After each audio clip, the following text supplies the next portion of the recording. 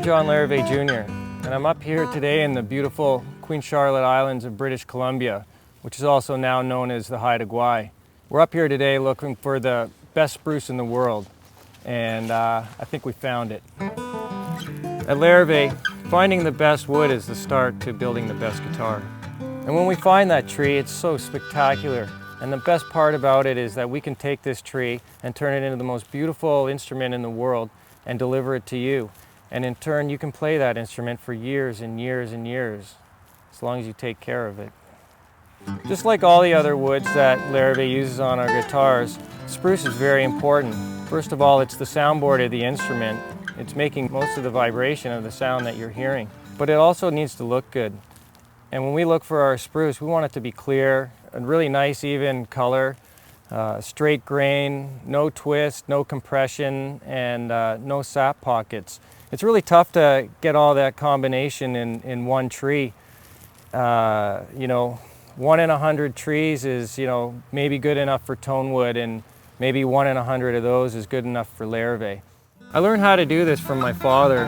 As I mentioned before, my father was doing this, 40, 45 years ago, all the way up until recently when he moved down to California. Kind of opened up a door for me to spend a lot more time doing this sort of thing up here in British Columbia. I live up here, and being in close proximity, I'm a pretty good candidate to finding this wood.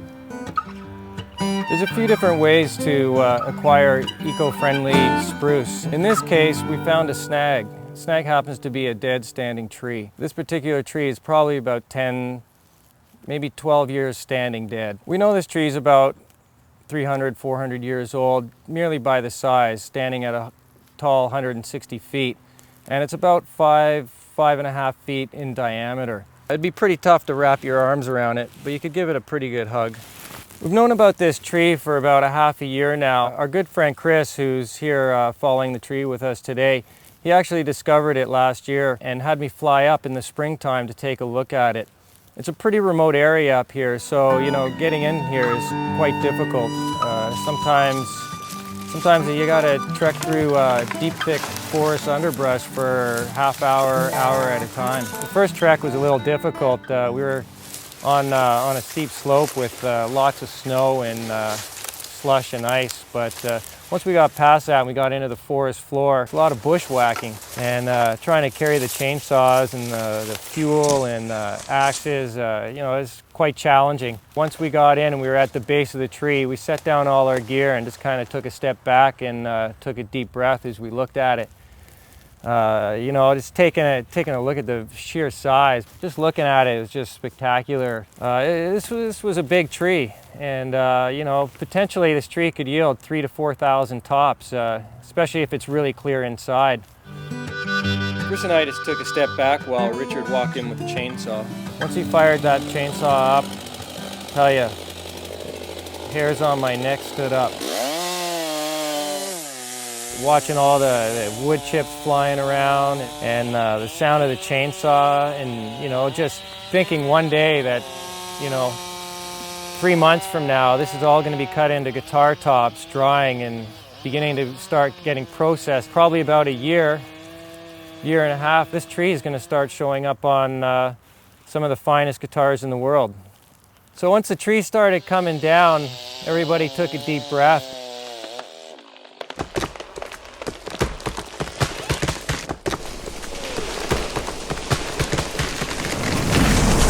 Tree hit the ground, it's just like a silent rumble, and the earth shakes, and you're so overcome with excitement. Everybody just stood around and just kind of looked at it and looked at each other, and then like kids, we all ran over to it and started looking at it.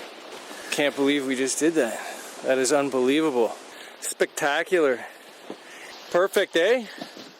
There wasn't a flaw inside. It was like beautiful color. The rings were evenly spaced, maybe about like 13 rings an inch. And no pitch pockets, no sap, no nothing. Everything was just going through my mind all at once. All I kept thinking was I couldn't wait to see this stuff get turned into guitar tops and finally on a guitar and get it out for the world to see and, players to make music on. And, hear stories about people playing their guitars on this amazing wood. This wood was truly 1 in 1,000 trees. At Larrivée, finding the best wood is the start to building the best guitar. Some of the most beautiful spruce in the world can be found up here. Larrivée is one of the only companies in the world that sources their wood in this manner. It's kind of what makes us special, kind of makes us proud.